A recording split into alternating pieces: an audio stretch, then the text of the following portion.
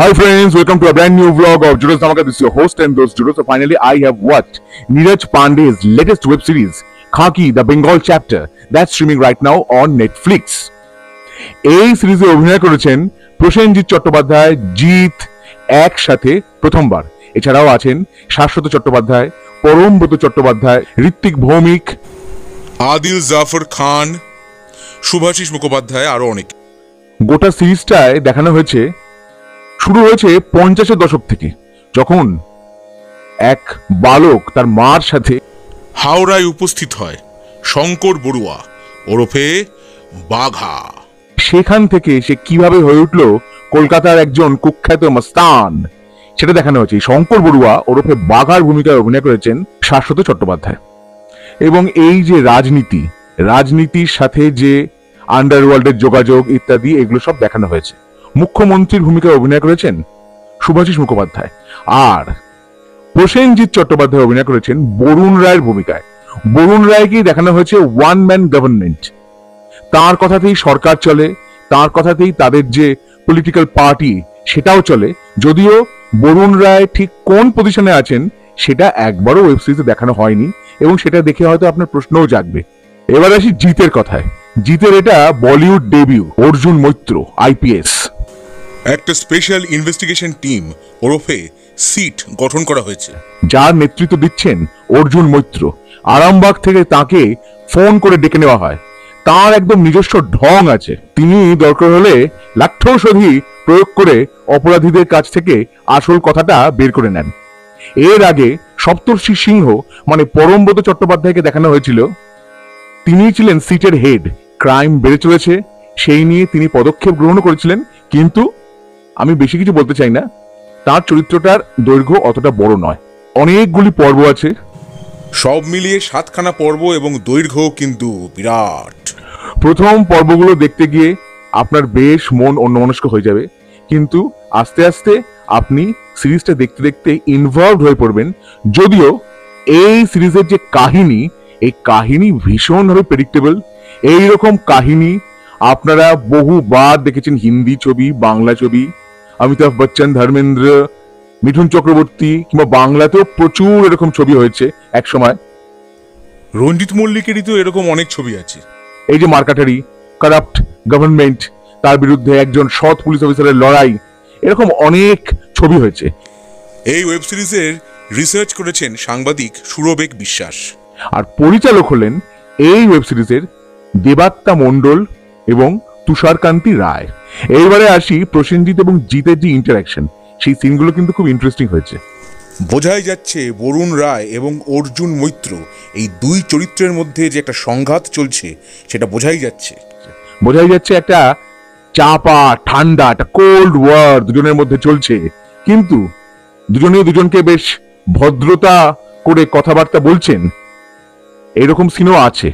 কিন্তু বোঝা যাচ্ছে যে বরুণ রায় এবং অর্জুন মৈত্রর মধ্যে যে যুদ্ধটা চলছে, অর্জুন মৈত্র যুদ্ধ হচ্ছে এই সিস্টেমের বিরুদ্ধে, কারাপ্ট সিস্টেম।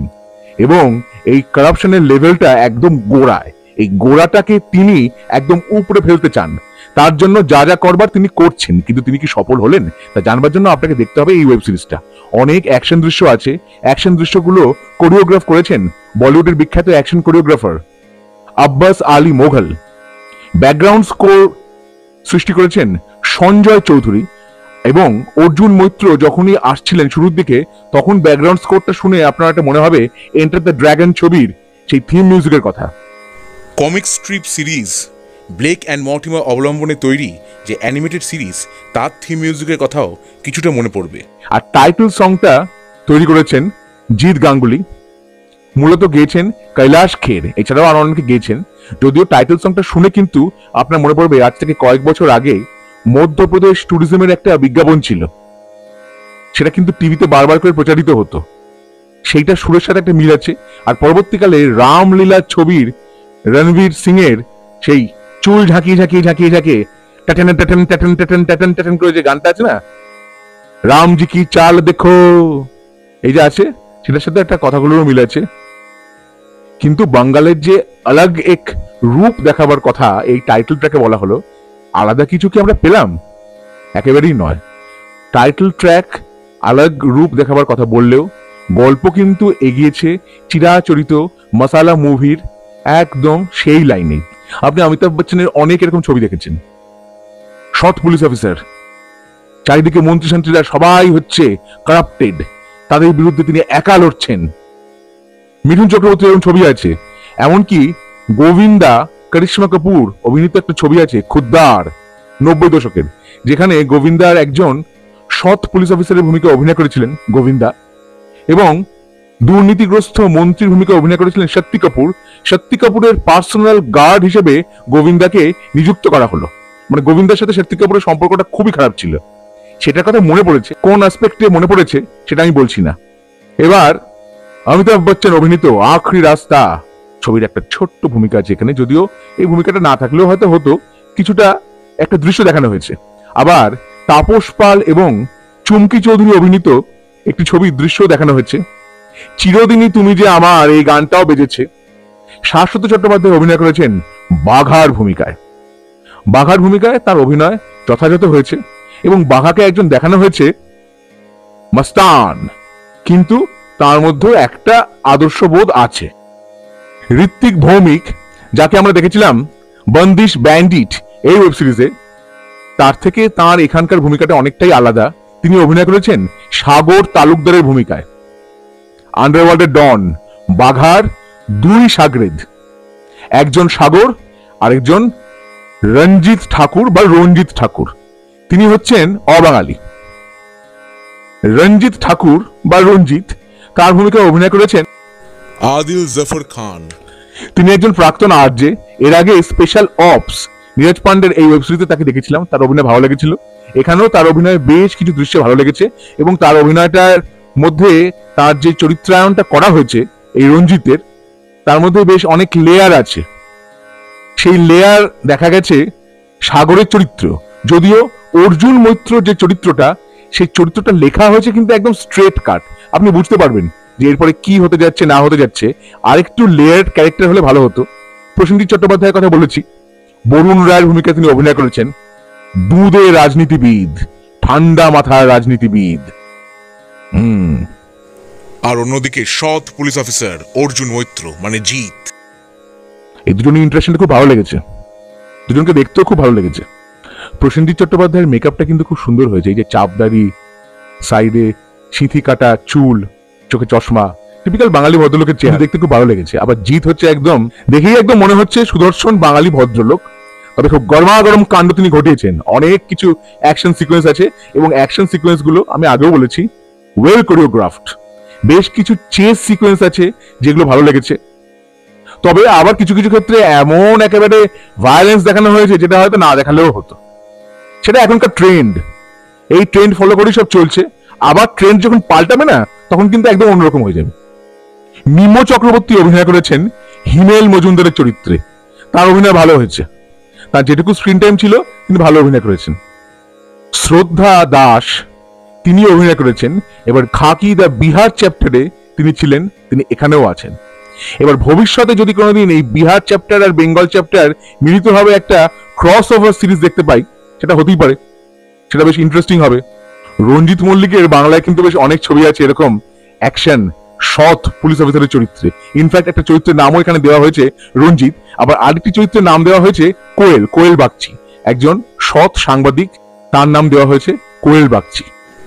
দেবাশিস রায় এখানে অভিনয় করেছেন। এছাড়াও পূজা চোপড়া, আকাঙ্ক্ষা সিং, শ্রুতি দাস, রাহুল দেব বোস, পল্লবী চট্টোপাধ্যায়, জ্যামি ব্যানার্জি এনাও অভিনয় করেছেন। সম্পাদক হলেন প্রবীণ কাতিকুলোথ। ডিওপি হলেন তুষারকান্তি রায়, অরবিন্দ সিং, তারাশ্রী সাহু এবং সৌভিক বসু। কাহিনী লিখেছেন নীরজ পান্ডে, দেবাত্মা মণ্ডল এবং সম্রাট চক্রবর্তী। 2002 সাল যেহেতু দেখানো হয়েছে, তখন তো ব্রাজিলের রোনাল্ডো সুপারস্টার, রোনাল্ডোর সেই বিখ্যাত চাঁদ আকারের যে হেয়ারস্টাইল, সেটাকেও দেখানো হয়েছে একজন মস্তানের মাথায়। পুরো সিরিজটা আমি দেখলাম। সিরিজটা দেখে আমার অভিজ্ঞতা কি আপনাদের সঙ্গে আমি ভাগ করে নিলাম। তবে আমার এক্সপেকটেশন আরো অনেক বেশি ছিল, এটা আমি বলতে পারি। কারণ খাকি দ্য বিহার চ্যাপ্টার কিন্তু খুব ইন্টারেস্টিং ছিল। এখানে কিন্তু লাইট মোমেন্টস বলতে গেলে কিছুই নেই। চিত্রাঙ্গদা সিং তিনি অভিনয় করেছেন নিবেদিতা বসাক বিরোধী নেত্রীর ভূমিকায়।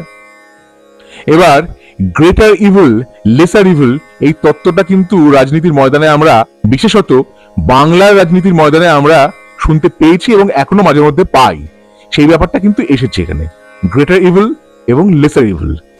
আজ থেকে বহু বছর আগে রামলক্ষণ নামে একটা ছবিতেই প্রসেনজিৎ এবং জিতের একসঙ্গে অপিয়ার্ড হওয়ার কথা ছিল। সেই ছবিতে জিৎ পরে অভিনয় করেননি, তাঁর বদলে অভিনয় করেছিলেন টোটা রায়চৌধুরী। কিন্তু এতদিনে এই দুইজন অভিনেতা একসাথে এলেন। তাহলে খাকি দ্য বেঙ্গল চ্যাপ্টার এই ওয়েব সিরিজটা দেখে আমার কেমন লাগলো, আমার অভিজ্ঞতা আপনাদের সঙ্গে আমি ভাগ করে নিলাম। আমার ভিডিও যদি ভালো লেগে থাকে তাহলে অবশ্যই লাইক করুন, শেয়ার করুন, সাবস্ক্রাইব করুন আমার চ্যানেল এবং আমার ফেসবুক পেজ জুডোস ধামাকা, সেটাকেও লাইক করুন, ফলো করুন। পরের পর্বে ফিরছি নতুন কোনো চমক নিয়ে, নতুন কোনো ধামাকা নিয়ে। হ্যাঁ, জুডোস ধামাকা, লেটস ডু দ্য ধামাকা।